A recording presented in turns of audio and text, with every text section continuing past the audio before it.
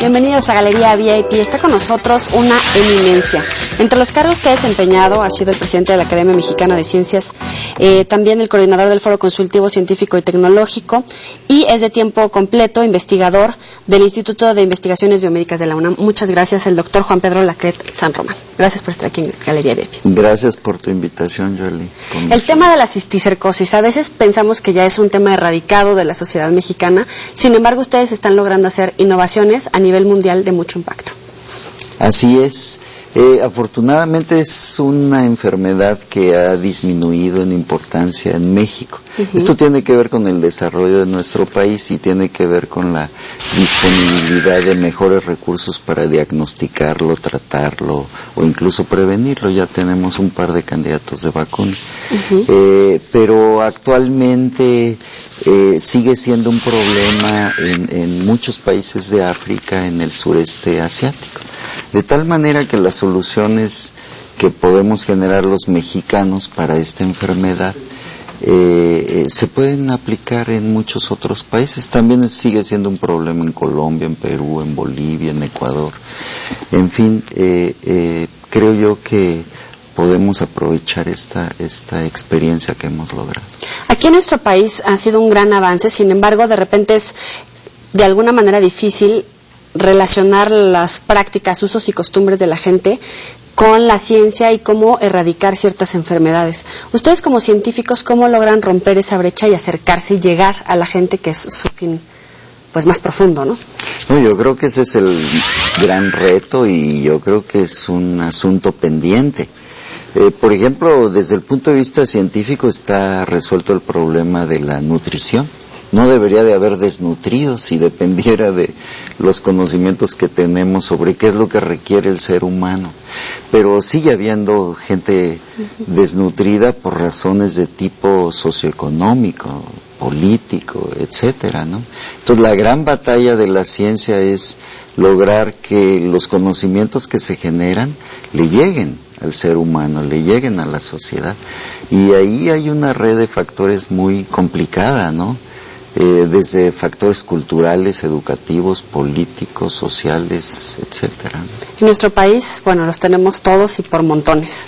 Y en nuestro país, sí, pero yo diría que no somos la oveja negra, no. Nuestro país yo diría que es un país más o menos común dentro para su nivel de desarrollo. Acaba de estar en el foro de la OCDE, de la reunión. ¿Cuáles fueron las conclusiones? La OSD está impulsando un tema muy interesante, que es ¿qué significa progreso? ¿Qué significa desarrollo? ¿Qué significa bienestar? Entonces, actualmente cuando se trata de medir el bienestar social, el desarrollo de un país, se utilizan indicadores económicos, el ingreso per cápita. Entonces, un país está mejor que otro mientras mayor ingreso per cápita tengan sus habitantes. Y la OSD desde hace 4 años, por iniciativa de un grupo de estudio liderado por un premio Nobel, Joseph Stiglitz, un economista, propuso que se requieren otro tipo de indicadores para evaluar el bienestar social, el progreso social. Así que, y el foro consultivo que yo coordinaba, como tú mencionaste, es focal point, es punto focal de la OSD en México. Entonces resulta que hace 3 años, en el anterior Foro Mundial de la OSD, llevamos una reflexión de parte de expertos mexicanos, y cuando se presentó en el Foro Mundial en Busan, en Corea, resulta que nos dieron el premio a la mejor iniciativa. Ahí mismo hablamos con José Ángel Gurría, y José Ángel Gurría nos encomendó hacer la consulta al respecto de los indicadores para evaluar el desarrollo social, el bienestar en Latinoamérica. Entonces el Foro Consultivo y el INEGI y algunas otras organizaciones llevamos a cabo reuniones de expertos de toda Latinoamérica y de los institutos de estadística de toda Latinoamérica. Entonces fuimos a presentar la visión latinoamericana a este Foro Mundial. Entonces pues es un tema que personalmente me parece extraordinariamente relevante porque ¿qué es la felicidad? ¿Cómo podríamos evaluar si una sociedad se va dirigiendo hacia su felicidad? Yo me acuerdo en Busan, en Corea, el primer ministro coreano decía, nosotros pasamos de ser un país hambriento, un hungry country, a ser un hungry country, a ser un angry country, de ser un país hambriento a ser un país enojado. Entonces, ojalá que en México no nos vaya a pasar esto. Somos un país bastante feliz, a pesar de nuestros problemas. Pero si nos desarrollamos, ojalá que no nos volvamos en un pueblo tipo alemán o tipo... Por ejemplo, Noruega, que tiene una buena calidad de vida y resulta que no son los más felices en comparación de estos indicadores económicos que obviamente estamos lejos de alcanzar. Para usted, ¿qué es la felicidad? Pues yo creo que es una combinación muy compleja. Les recomiendo que lean los libros que preparó el Foro Consultivo. Ahí hay muchas opiniones expertas, pero se trata de considerar indicadores, algunos de ellos objetivos, pero algunos otros subjetivos. Por ejemplo, la convivencia familiar. Para el latinoamericano es importantísimo. Podemos prescindir de ingreso económico siempre y cuando tengamos a nuestra familia con nosotros. Eso nos importa mucho. Esto para el anglosajón es algo menos importante. Y yo creo que todos estos indicadores subjetivos, el tiempo libre, todos estos indicadores subjetivos, la libertad. Por ejemplo, para los costarricenses es muy importante el orgullo nacional. ¿Por qué? Porque Costa Rica es un país que no tiene ejército. Es un país libre, es un país que cuida la naturaleza y eso le gusta mucho a la gente. Entonces yo estoy seguro que en México hay indicadores que nos hacen sentir bien, por ejemplo, nuestra herencia prehispánica. Entonces es una red de cosas, yo no me atrevería a dar una receta acerca de lo que es la felicidad, ¿no? Pero lo que es importante, y qué bueno que la OECD esté tomando el tema, se trata de un asunto que va más allá del dinero, del ingreso que logra el individuo. En medio de las crisis económicas, resulta bastante atractivo voltear a ver estos indicadores y empezar a hacer un análisis muy diferente de lo que veníamos estado acostumbrados, ¿no? Respecto a los indicadores económicos, etcétera, esos niveles de crecimiento como países y que ahora están habiendo otros puntos de referencia. ¿Cómo fue que llegaron a plantearse estos temas? Así es. Yo creo que estamos llegando como humanidad a una etapa crítica en el desarrollo. Hay economistas que predicen que estos niveles de crecimiento, estos niveles de desarrollo, quizá no sea posible mantenerlos por muchas décadas, ¿no? Y además el mundo está cambiando en su configuración. El liderazgo del mundo ha residido sobre todo en Occidente, en los países occidentales, pero actualmente las economías que crecen con mucho mayor vigor son las economías asiáticas.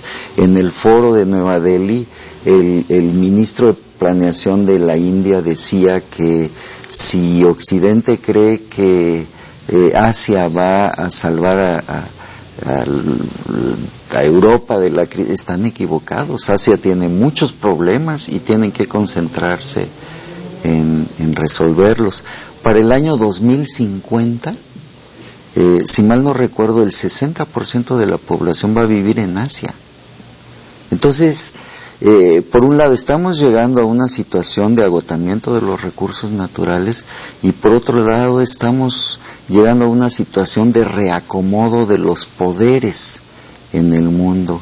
China cada vez se le aproxima al poderío americano económico, ¿no?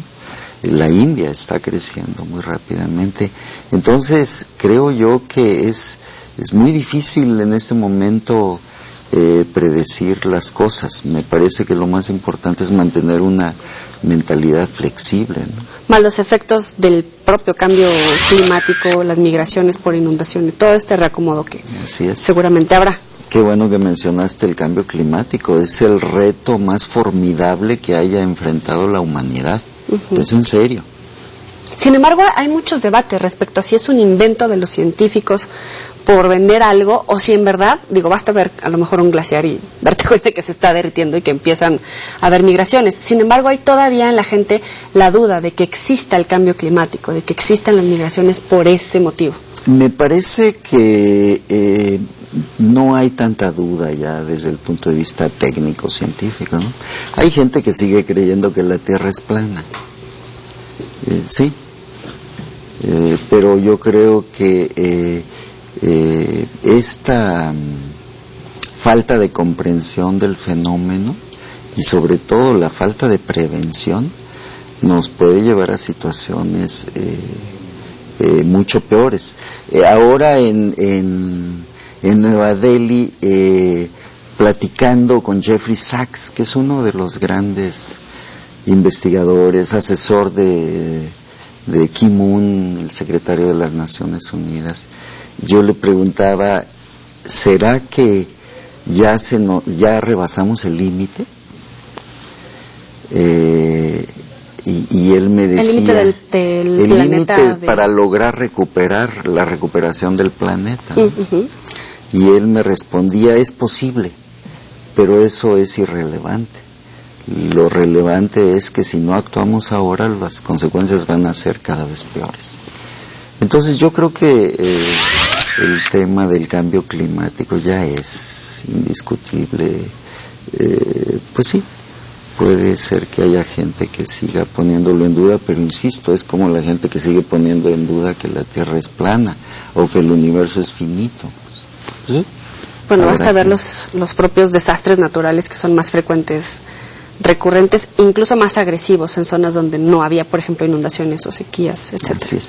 El cambio climático tiene que ver con la temperatura del planeta va ascendiendo poco, pues digamos, podría no espantarnos, ascenderá 1 o 2 grados en las próximas décadas, pero el problema es que se presentan más los extremos. Más pronunciados extremos, entonces sequías más drásticas o precipitaciones pluviales, ciclones más grandes, en fin. Es muy interesante platicar con una persona como usted. Sin embargo, nos queda apenas 1 minuto y quisiera entrar al tema por el cual lo invitamos aquí a Galería VIP, la publicación del genoma de la gente.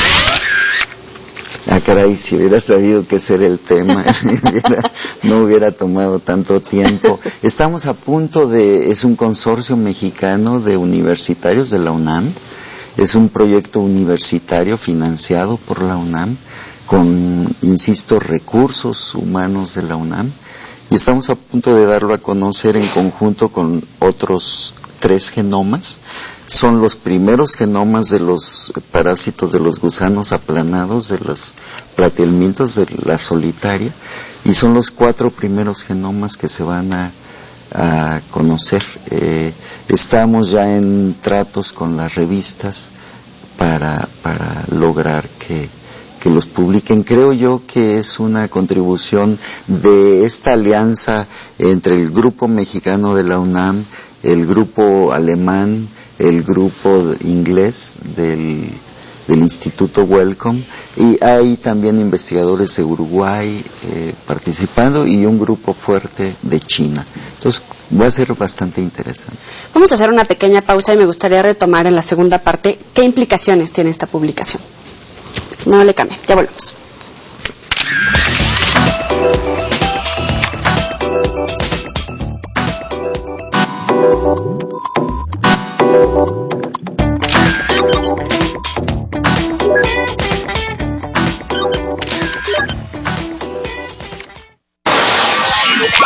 Por aquí Todo el mundo anda armado con un fierro de esos. Yo lo único que quiero es ir a ver cómo está Kevin y ver si podemos ayudar en algo. El niño está muy grave, parece que ya no se salva. Todo indica que la salud del niño está empeorando. Confidencial. Martes 23 horas. Todas las emociones. TVC. Se siente. Lo peor de la obesidad no es lo que se ve, que es una cintura grande. Lo peor de la obesidad, Julieta, es lo que no se ve. Mamá en Construcción, con Julieta Lujambio. Martes y jueves 17:30 horas. Todas las emociones. TVC. Se siente.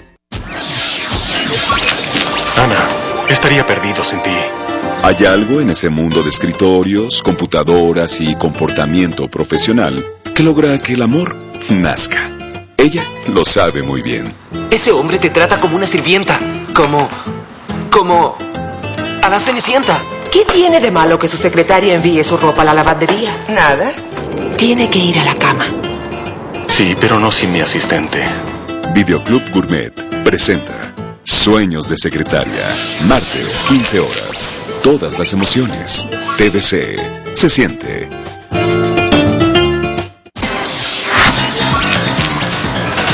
La mejor información de espectáculos está aquí. Hablar a lo macho. Lunes a viernes, 17 horas. Es atrevido. Todas las emociones. TVC. Se siente. Este martes en Alma Indomable, Juan Pablo cada vez está más lejos de Alma. Tú me pediste que te olvidara que me enamorara de otra, ¿o no? Deme la oportunidad de demostrarle que amo a Juan Pablo y que voy a ser una buena esposa para él. Seamos amigas. Y Abigail, cada vez más cerca de conquistar el amor de Juan Pablo. Abigail besa mucho mejor. Alma Indomable, martes 11:30 horas, solo por TVC. Se siente. Eliza, eres valiente. ¿Por qué? Por tu modo de vivir, ¿sabes? Sí. Bienvenidos a un día en la vida de Elisa Welch. ¡Clara! ¡Se hace tarde para la escuela! Mi esposo llevó a Clara corriendo al jardín de niños. Y tengo solo 9 minutos para escribir. ¡Que llamen a la policía! Oiga, su hijo se escapa. La maternidad es un regalo de Dios a las mujeres. Hola, mamá, estoy jugando. Videoclub Gourmet presenta Maternidad. Estreno, sábado 20 horas. Todas las emociones. TVC. Se siente.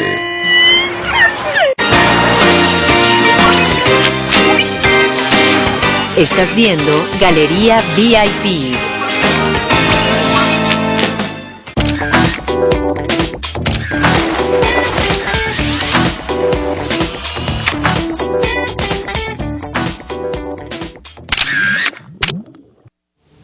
Gracias por continuar con nosotros en Galería VIP. Estamos platicando con el doctor Juan Pedro Laclet San Román y hablábamos acerca de la publicación del genoma de la solitaria. ¿Cuáles son las implicaciones a futuro a partir de esta publicación?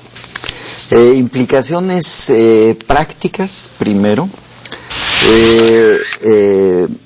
Vamos a disponer de nuevas posibilidades para el control de esta enfermedad. Nuevos blancos para diseño de fármacos que destruyan al parásito. Lo mismo, nuevos candidatos para mejores métodos de diagnóstico y mejores tratamientos.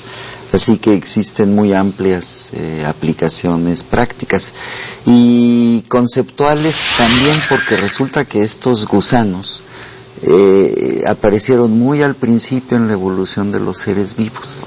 Y entonces nos enseñan una lección muy interesante sobre el desarrollo de los seres vivos y de cómo se fue organizando el cuerpo. Estos gusanos, perdón que me distraiga un poquito a cosas más, pero son los primeros organismos bilaterales. Nosotros somos bilaterales, o sea, tenemos más o menos imágenes en el espejo, equivalentes de un lado y otro. Bueno, dentro de la evolución de los seres vivos, quienes inventaron la bilateralidad son estos.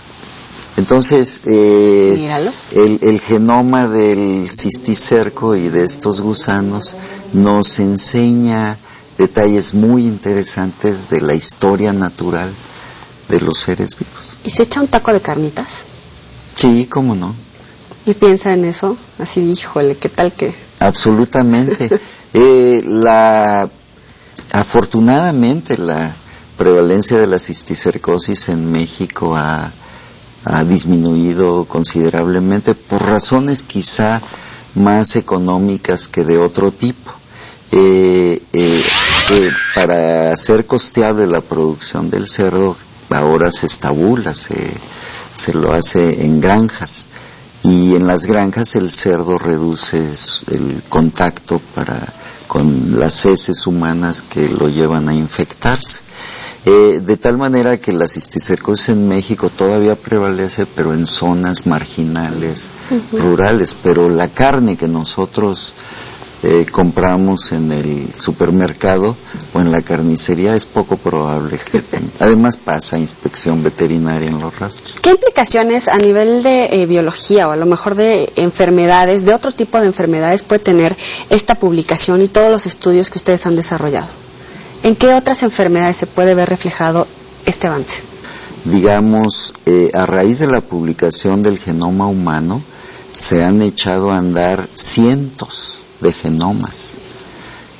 Actualmente disponemos de cientos de genomas, entonces estamos viviendo en estos años un crecimiento explosivo, un boom en nuestro conocimiento del genoma. También estuvo en la reunión de los científicos, investigadores, empresarios con el presidente electo Enrique Peña Nieto. ¿Cuál es la agenda, los pendientes más importantes en nuestro país en materia de ciencia y tecnología? Sí, yo quisiera destacar de esa propuesta que se le hizo al presidente electo Peña Nieto, el hecho de que se trata de una propuesta consensuada entre 65 organizaciones, incluyendo instituciones académicas, universidades de todo México, pero también academias de ciencias, de ingeniería, de medicina, y también representantes de las cúpulas del sector empresarial. Entonces es una propuesta conjunta y que creo yo que puede ser de una gran utilidad para el gobierno. ¿Cuáles son las principales propuestas? No quisiera dejar otras de lado, pero las que ahorita me vienen a la cabeza, que podrían ser las principales, es la necesidad de incrementar la inversión. México se está quedando atrás en su desarrollo económico con respecto a las principales economías emergentes por una subinversión en conocimiento. Actualmente el desarrollo económico depende fundamentalmente del conocimiento. Entonces, México, que ha invertido muy poquito, debe de invertir más. Le hace, en universidades, investigaciones, institutos para desarrollo tecnológico. En empresas también, en innovación. La agenda que se le presentó al presidente electo se refiere a ciencia, tecnología e innovación. La innovación es el impacto que la ciencia y la tecnología tienen en la sociedad, en forma de nuevos servicios, nuevos productos, nuevas oportunidades de negocio, soluciones a problemas sociales, etcétera. El impacto del conocimiento en la sociedad, eso es a lo que se le llama innovación, ¿no? Esa sería la primera que recuerda. Entonces, la primera propuesta es, México necesita invertir más, porque nos estamos quedando atrás de los países que están invirtiendo lo recomendado mundialmente, que es un mínimo de 1% del Producto Interno Bruto. México invierte 0.4%. Entonces estamos muy por debajo de lo deseable. Pero otra cuestión es, si vamos a invertir, pero debemos de definir, o el gobierno debe de definir cuáles son los grandes objetivos nacionales. Por ejemplo, Chile dijo, nosotros vamos a ser los mejores del mundo en cobre, en vinos, en exportación de fruta, en producción, en cultivos de pescados y mariscos, en granjas, etcétera, ¿no? Entonces, México, ¿en qué vamos a ser los mejores del mundo? Porque si vamos a invertir los recursos, tenemos que focalizarlos, tenemos que concentrarlos hacia objetivos bien definidos. Por ejemplo, se nos está acabando el petróleo. Sin embargo, se conoce de yacimientos considerables, pero es petróleo tipo lodo, que está en la tierra, tipo Chicontepec. La tecnología para explotar ese petróleo es totalmente diferente a la tecnología de perforar un pozo y bombearlo. No, acá es utilizar grandes máquinas conformadoras y hornearlo, etcétera, para extraer el petróleo. Entonces, ¿no nos interesa la energía? Yo creo que la energía debe de ser uno de los grandes temas. O el viraje a las tecnologías limpias. Exacto, o el viraje a las tecnologías renovables, ¿no? El método de generación de energía que sean renovables. En salud, en agua, en fin. ¿Cuáles son los grandes objetivos? Ese es un segundo. Perdón, y logró filtrarle en la agenda al presidente la secretaría. Sí, ese es otro de los objetivos. Que había dicho primero. Además, que no. necesitamos afinar el motor, porque ahorita el motor de la ciencia, tecnología e innovación mexicana le pisamos el acelerador y no responde. Entonces, de acuerdo a cómo está la ley, una propuesta que es muy razonable es la creación de una secretaría, no el incremento de burocracia, se trata de utilizar partes del CONACYT, no hay crecimiento burocrático. Entonces la creación de una mayor jerarquía en la cabeza del sector científico, y curiosamente el presidente electo, que había manifestado su resistencia a considerar esta idea, ahora dijo que había escuchado nuevos argumentos y que lo iba a considerar muy en serio. Creo yo que también es una muy buena señal el que por primera vez en un equipo de transición hay un vocero sobre los temas de ciencia y tecnología, el doctor Francisco Bolívar. Entonces creo yo que hay varias señales que nos permiten tener esperanzas de que se tomen decisiones adecuadas para la ciencia, pero la ciencia está al servicio de la sociedad, para que nuestro país crezca más. A mí me disculparán los políticos, pero con las grandes reformas, México no va a crecer sostenidamente más allá de 4 o 4.5%.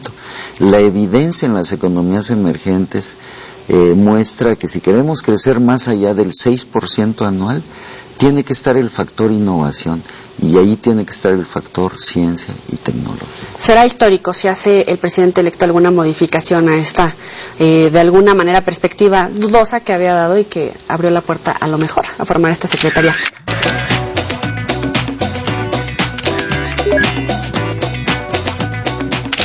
Vamos a la sección de los 7 pecados. Yo le voy a ir diciendo cada uno de los pecados y usted me dice lo primero que se le ocurre. Avaricia. Avaricia, la desigualdad social.